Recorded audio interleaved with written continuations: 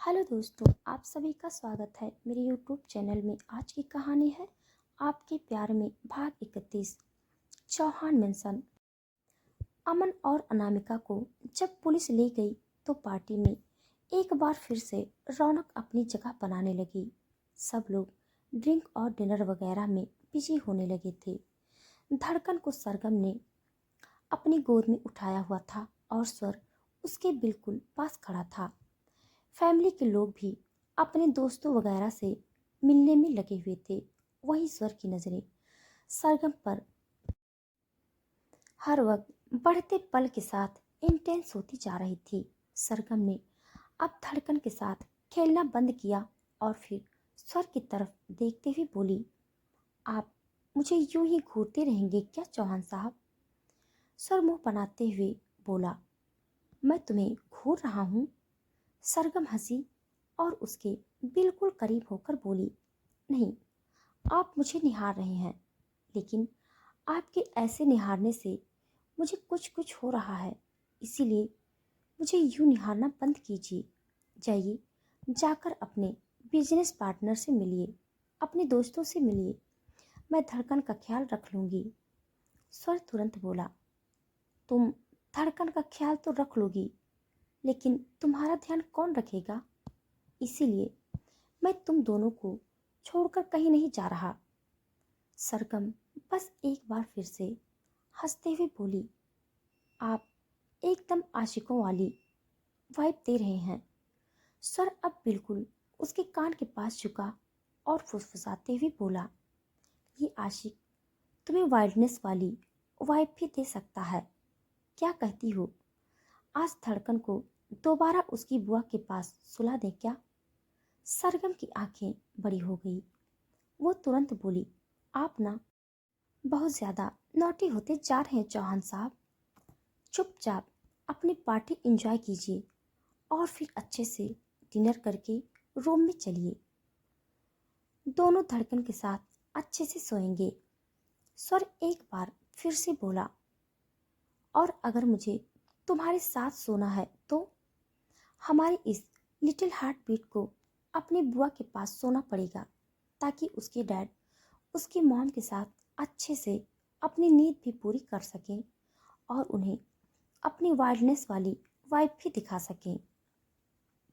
उसकी बातों पर सरगम का चेहरा लाल हो रहा था। वो तुरंत बोली, आप यहीं पर खड़े रहिए, आपको तो कहीं जाना ही नहीं है। कोई काम नहीं है आपको? मैं जा रही हूँ। ये बोलकर वो जैसे ही वहां से जाने लगी, स्वर ने उसकी कमर पर अपना हाथ रखकर उसे रोक लिया। अगले ही पल उसने अपनी नजरों को इधर उधर घुमाया तो उसे सामने ही अंबिका नजर आई। उसने इशारे से अंबिका को अपने पास बुलाया और धड़कन की तरफ इशारा किया तो अंबिका ने दबी दबी मुस्कुराहट के साथ धड़कन को अपनी गोद में ले लिया और वहां से चली गई। सरगम तो ये सब देखते ही रह गई। वो स्वर की तरफ देखते हुए बोली, सच में अब आप लिमिट क्रॉस कर रहे हैं चौहान साहब। ऐसा कोई करता है क्या? अंबिका क्या सोच रही होगी हमारे बारे में? और धड़कन अगर उसकी बात पूरी होती उससे पहले ही स्वर ने उसे पूरी तरह से अपनी बाहों में समेट लिया और बोला, मैं सच में धड़कन को उसकी बुआ के साथ सुलाने वाला हूँ। तुम ये बताओ, तुम तैयार हो या नहीं मेरे साथ सोने के लिए? सरगम ने अपना चेहरा दूसरी तरफ घुमा लिया। अब स्वर सीधे सीधे ऐसा सवाल करेगा तो उसका तो बुरा हाल ही होगा। वो कुछ जवाब दे नहीं पा रही थी और उसे यूं परेशान होते हुए देख स्वर को और भी ज्यादा मजा आ रहा था। अचानक ही अब उसने उसका हाथ पकड़ा और उसे सामने स्टॉल्स की तरफ लेकर गया जहां पर खाना लगा हुआ था। सरगम हैरानी से उसकी तरफ देखने लगी। स्वर मुस्कुराते हुए बोला, तुमने शाम से कुछ नहीं खाया? सरगम अब और भी ज्यादा चौंक गई। स्वर तुरंत बोला, पहले मैं सोच रहा था कि मैं तुम्हें इन सब चीज़ों के बारे में बता दूं, लेकिन फिर तुम परेशान हो जाओगी। ये सोचकर रुक गया। पर अब सब कुछ ठीक हो चुका है तो तुम्हें फालतू की टेंशन लेने की ज़रूरत नहीं है। चलो दोनों डिनर करते हैं। ये बोलते हुए वो वहाँ टेबल पर बैठ गए और उसने वेटर को उन दोनों का डिनर लगाने का इशारा कर दिया। वेटर उन दोनों को डिनर सर्व करने लगा। सर और सरगम दोनों अपना डिनर एंजॉय कर रहे थे और बाकी सब भी पार्टी एंजॉय करने में लगे हुए थे। कुछ देर में पार्टी खत्म हुई और सब घर वाले भी अंदर जाकर अपने अपने रूम में चले गए थे। अंबिका खुद ब खुद ही धड़कन को अपने साथ अपने रूम में ले गई तो सरगम अब स्वर की तरफ देखने लगी। वो हॉल में खड़ी थी। वो गुस्से से स्वर को घूरते हुए बोली, आप ना सच में बहुत बिगड़ रहे हैं। आप लिमिट क्रॉस कर रहे हैं। जहां साहब, आपको पता है धड़कन को मेरे बिना नींद नहीं आती है।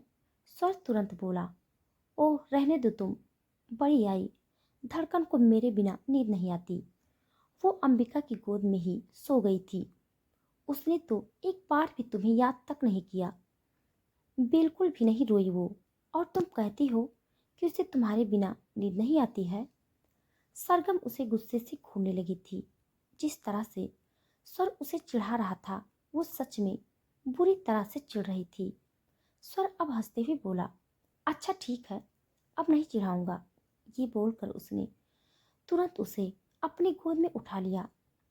सरगम जोरों से चिल्लाई, लेकिन अगले ही पल उसने अपने मुंह पर अपना हाथ रख लिया था। वो एकदम से डर गई थी तो उसकी चीख निकल गई।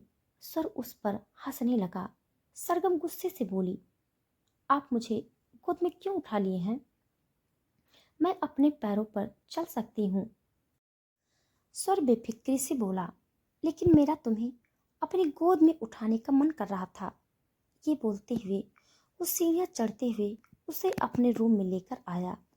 सरगम जल्दी से बोली, आपका मन तो बहुत सारी चीज़ों का कर रहा है चौहान साहब, लेकिन मैं आपके मन की बिल्कुल पूरी नहीं होने दूंगी। इसीलिए चुपचाप मुझे अपनी गोद से नीचे उतारिए। सर उसकी बातें सुन रहा था, लेकिन वो उसकी बातें मानने नहीं वाला था।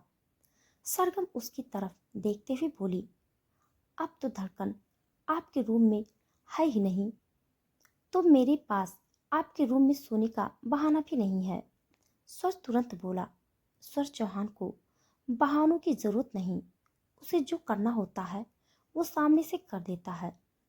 ये बोलते हुए उसने सरगम को बिस्तर पर लिटा दिया था। सरगम तुरंत बोली, और आप मेरे साथ क्या करने का सोच रहे हैं? स्वर अपनी शर्ट के बटन खोलते हुए बोला, वही जो हर मर्द अपनी पसंदीदा औरत के साथ करता है। सरगम का चेहरा एकदम से खिल गया और उसके गालों पर शर्म की लाली छाने लगी, लेकिन जैसे तैसे उसने खुद को कंट्रोल किया, पर दबे दबे मुस्कुराहट के साथ बोली, अच्छा जरा मुझे भी बताइए ना, एक मर्द अपनी पसंदीदा औरत के साथ क्या करता है? स्वर ने अपने होठों को हल्का सा अंदर की तरफ दबाया और फिर दांतों से कुचलते हुए बोला, रासलीला, प्यार की रासलीला। सरगम का चेहरा अब और भी ज्यादा ब्लश करने लगा था। उसने अपने चेहरे पर अपना हाथ रख लिया था। स्वर एक बार फिर से बोला, वैसे एक जवाब और भी है जो मैं इस सवाल का दे सकता हूँ। सरगम ने अब सवालिया नजरों से उसे देखा। स्वर ने अपनी शर्ट को नीचे फेंका और फिर बेड पर अपने दोनों हाथ रखकर उसके ऊपर झुकते हुए उसके बिल्कुल करीब आया और फिर उसके होठों के पास अपनी गर्म सांस छोड़ते हुए बोला। उसका जवाब सुनकर सरगम के अब तो जैसे तैसे होश उड़ गए। उसे एक करंट सा महसूस हुआ और बदन में खलबली सी मचने लगी। उसे अपने गाल भी गर्म होते हुए महसूस होने लगे थे। उसके एक्सप्रेशन देखकर स्वर तुरंत बोला, क्या हुआ? जवाब पसंद नहीं आया क्या? लेकिन अब और कोई ऑप्शन नहीं है, क्योंकि ये मर्द तो अपनी पसंदीदा औरत के साथ यही करने वाला है। उसकी बात सुनते हुए सरगम की सांसों ने गहरा होना शुरू कर दिया था। वो जल्दी से पीछे की तरफ हट गई और फिर तुरंत बिस्तर से उठकर दरवाजे की तरफ बढ़ते हुए बोली, मुझे मुझे लगता है मुझे यहाँ से जाना चाहिए चौहान साहब। आपने शायद पार्टी में ड्रिंक वगैरह कर ली। अभी वो बोल ही रही थी कि स्वर ने उसकी कलाई पकड़कर उसे गोल गोल घुमाते हुए अपनी तरफ खींचा और बोला, कोई ड्रिंक नहीं की है मैंने। मैं पूरी तरह से होशो हवास में हूँ हार्टबीट। और मैं सच कह रहा हूँ, ये मर्द अपनी पसंदीदा औरत के साथ आज रात वो सब ही करने वाला है। ये बोलते हुए उसने उसे पूरी तरह से कमर से थाम लिया और फिर पीछे की तरफ बिस्तर पर ले जाने लगा। सरगम की धड़कनें बेइंतहा शोर मचा रही थी और उसके पसीने छूटने लगे थे। स्वर की बातें सुनते हुए सरगम के होश उड़े हुए थे। वो हैरानी से उसकी तरफ देख रही थी क्योंकि स्वर उसके साथ इंटीमेट होने की बातें कर रहा था। वो जल्दी से बोली, प्लीज ये सब बातें मत कीजिए ना चौहान साहब, मुझे कुछ कुछ हो रहा है। स्वर ने अब उसकी गर्दन पर अपने होठ रखे और बोला, अभी तो मैंने कुछ किया भी नहीं और अभी से तुम्हें कुछ कुछ होने लगा। अभी तो बहुत कुछ करना बाकी है हार्टबीट।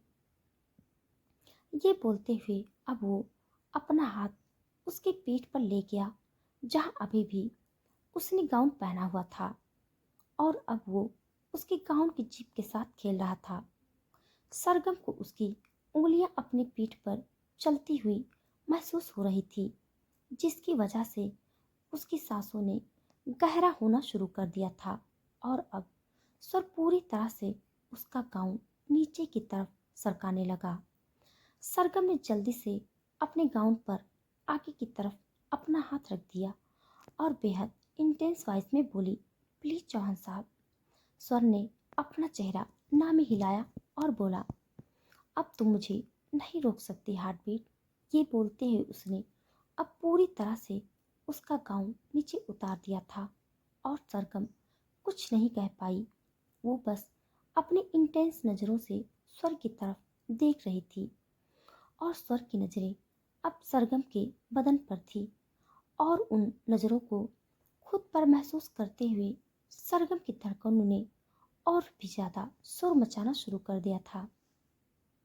अचानक उसने जोर से स्वर को धक्का दिया और तुरंत घूमते हुए बेड पर पेट के बल लेट गई ताकि स्वर उसका वो उभरा हुआ बदन न देख पाए। हालांकि अभी उसने इनर वियर पहने हुए थे, लेकिन उसने खुद को ढक पाना उसके लिए बहुत ज़्यादा मुश्किल था और स्वर उसे जिन नज़रों से देख रहा था उसके रोंगटे खड़े हो रहे थे। जिस तरह से वो गहरी गहरी सांसें ले रही थी, उसकी पीठ अंगड़ाइयाँ ले रही थी और उन अंगड़ाइयों को देखते हुए स्वर और भी ज़्यादा मदहोश होने लगा था। वो उसकी पीठ पर झुका और उसने उसके घने लंबे बालों को उसकी पीठ से हटाया और फिर वहाँ पर अपने होठ रखकर उसे बेइंतहा चूमने लगा। सरगम की अब सिसकियाँ निकलने लगी थी और उसने बेडशीट को कसकर मुट्ठियों में जकड़ लिया था। अब तक वो स्वर को मना कर रही थी, लेकिन अब वो चाह कर भी कुछ बोल नहीं पा रही थी और स्वर लगातार उसकी पीठ को यूं ही चूमता रहा। वो कभी ऊपर उसकी गर्दन की तरफ जाता तो कभी उसकी कमर की तरफ आता और फिर धीरे से उसके हुक को खोल दिया तो सरगम ने एक गहरी आह भरी उसे यूं रिस्पॉन्स देते हुए देख स्वर अब उसकी पीठ को चूमते हुए ही उसके कान के पास आया और बोला, क्या तुम सच में नहीं चाहती मैं तुम्हें प्यार करूं? सरगम कुछ बोल नहीं पाई, लेकिन उसका मन कर रहा था कि वो स्वर को बोल दे कि वो बेशक से उसे जितना मर्जी प्यार करे, उसे कोई प्रॉब्लम नहीं है। वो चाहती है कि स्वर उसे अपना प्यार दे, पर वो ये बात भी नहीं बोल पा रही थी। स्वर ने अब अपना हाथ नीचे की तरफ रखा और फिर धीरे धीरे सरकाते हुए उसके पेट पर लेकर आया। बेड और सरगम के पेट के बीच फंसा हुआ स्वर का हाथ पूरी तरह से उसके पेट को दबा रहा था और अब स्वर ने उसे अपनी तरफ वापस घुमा लिया। वो उसकी तरफ देखते हुए बोला, जवाब दो ना हार्टबीट, क्या तुम नहीं चाहती मैं तुम्हें प्यार करूं? उसके सवाल पर सरगम ने अपनी नज़रों को ऊपर की तरफ उठाया, लेकिन फिर अगले ही पल नीचे की तरफ झुका लिया। वो अपने कांपते हुए होठों से बोली, आपकी मर्जी चौहान साहब। जब मैंने आपको खुद को सौंप दिया तो अब आप बेशक से कुछ भी करें। स्वर हल्का सा मुस्कुराया और फिर उसके चेहरे पर झुककर अपनी गर्म सांसें छोड़ते हुए बोला, तो फिर अभी मना क्यों कर रही थी? सरगम बढ़ती हुई धड़कनों के साथ बोली, मुझे शर्म आ रही थी चौहान साहब, और अभी हमारी शादी नहीं हुई तो बस इसीलिए थोड़ा झिझक रही थी। पर अगर आप चाहते हैं तो। उसकी बात पूरी होती उससे पहले ही स्वर बोला, आई लव यू। उसके मुंह से आई लव यू सुनकर सरगम ने अब चौंकते हुए उसकी तरफ देखा और फिर अगले ही पल स्वर उसके ऊपर से हट गया और सामने कैबिनेट की तरफ बढ़ गया। सरगम तो बस उसकी तरफ देखती ही रह गई। स्वर उसके लिए नाइट सूट लेकर आया। अब तक स्वर के रूम में सिर्फ स्वर के कपड़े पड़े थे और कभी कभी सरगम उसके कपड़े पहन लेती थी, लेकिन आज वहाँ पर सरगम के लिए उसका अलग से नाइट सूट रखा हुआ था। सरगम के चेहरे पर लंबी सी स्माइल थी। स्वर उसे वो कपड़े बढ़ाते हुए बोला, लो पहन लो इसे। अगर मेरी हार्ट बीट चाहती हैं कि हम दोनों के बीच जो भी हो शादी के बाद हो तो ऐसा ही होगा।